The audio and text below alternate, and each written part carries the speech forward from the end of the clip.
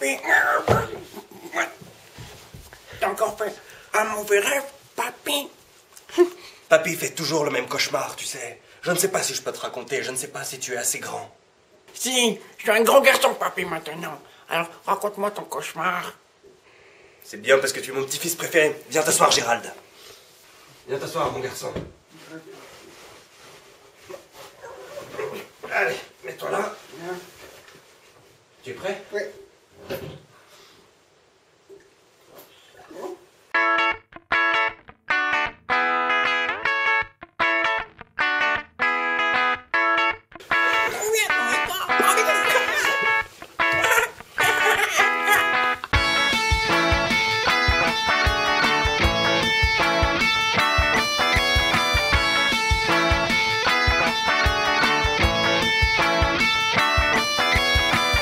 Commence en 72, froid de chacal, c'était la loose. J'étais un jeune homme calé, je travaillais en tant que plombier. Un quotidien assez paisible pour un petit gars plutôt sensible. Ma femme reste à la maison, moi je ramène le pognon. Moi je suis pas très féminine, mais bon on s'aime, c'est légitime. C'est moi qui coupe le bois et qui lui fait des bons petits plats.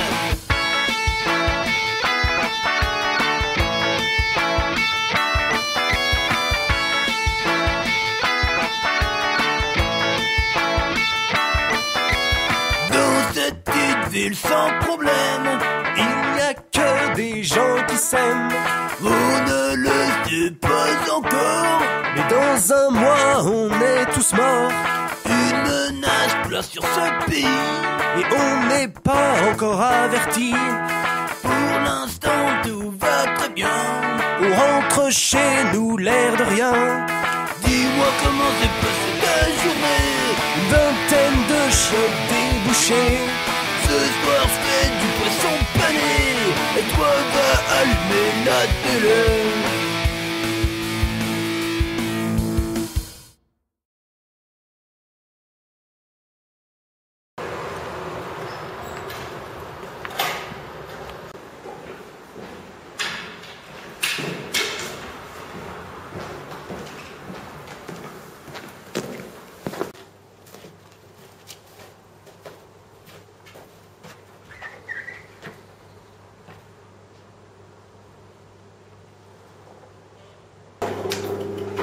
Monsieur le Président!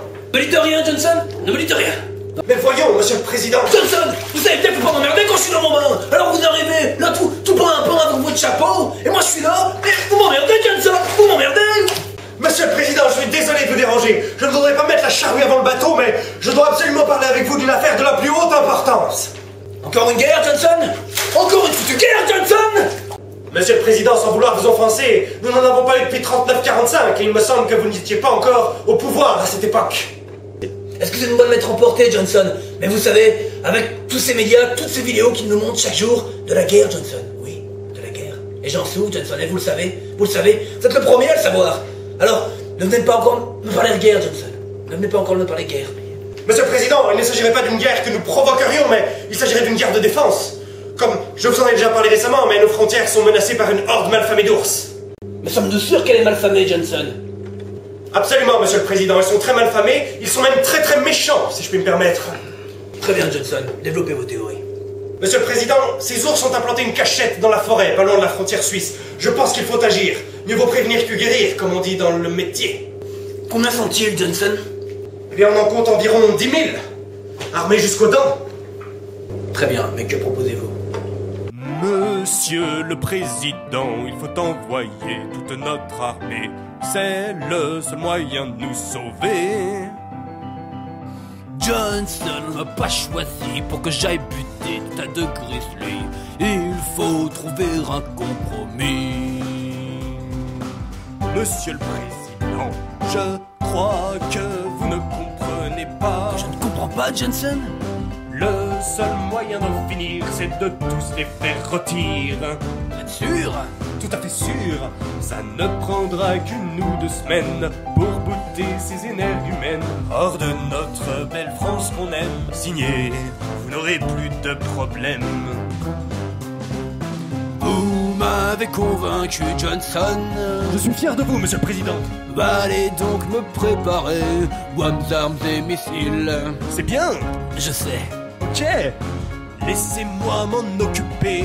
Il ne vous reste qu'à signer. Très bien, Johnson, je vous fais confiance, alors je signe pour la France. Très bien, Johnson. Allez me chercher mon plus beau costume et communiquer à la presse. Merci, Johnson. Fais du très bon boulot.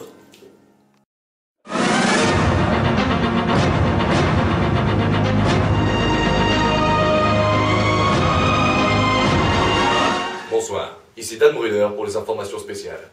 Tragique événement ce soir, en Belgique, un hélicoptère de tourisme s'est écrasé dans un cimetière belge. Les autorités ont creusé sur le lieu du crash et ont déterré plus de 450 morts. La police locale doit maintenant répondre à une question: comment 450 personnes ont pu rentrer dans un hélicoptère aussi petit? Alors, sans transition, nous allons du côté de l'Elysée avec l'allocution exceptionnelle du président ce soir. Alors, nous sommes en direct avec Monsieur Bruder, mon frère. Alors, Monsieur Bruder, Oui, Dan, vous êtes tout à fait. actuellement... Je me trouve devant Oui. l'Élysée où le président s'apprête à faire son allocution. Le temps est à la neige aujourd'hui et nous nous retrouverons juste après pour un débriefing pour discuter un petit peu des choses que le président va dire. Donc, je vous laisse tout de suite. Mes chers compatriotes, comme vous le savez, l'heure est grave. Depuis maintenant quelques mois, nos frontières sont menacées par une horde malfamée d'ours. J'ai réuni les plus grosses autorités du pays. Et nous en avons conclu que ces ours ne sont pas pacifiques et que leur objectif est de détruire l'humanité. Et c'est pourquoi...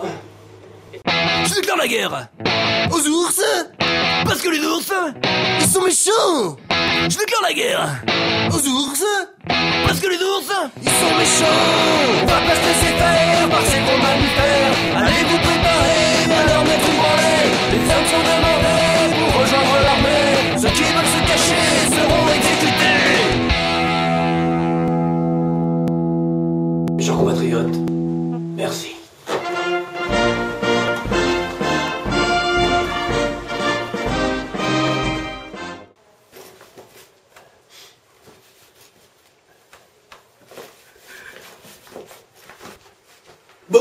Bon chéri, pourquoi t'as pris cet oreiller? Parce que je craque, Chantal, voyons, j'en peux plus. J'allais prendre mes premières vacances depuis maintenant 3 ans, que je travaille en honnête homme. Et là, le gouvernement me rapatrie pour aller tuer des ours. C'est insensé, c'est insensé. Qu'est-ce que tu veux que je te dise, mon sang? Cet oreiller, il n'y a qu'avec celui-là que je dors bien, et il me rappellera ton odeur. Non pas mon chéri, je te ferai un bon sur plat pour quand tu reviendras. Avec des pommes de terre, c'est vrai, comme tu les aimes. Tu vas venir, hein John? Je ne peux qu'espérer, Chantal. Je ne suis jamais allé à la guerre, je ne sais pas me battre, j'ai presque aucune chance. Je ne veux rien te promettre, je ferai mon possible pour revenir. Tu vas me manquer. Je dois partir à présent. Cette guerre sera sûrement pour moi la dernière. Je t'aime, Chantal. Adieu.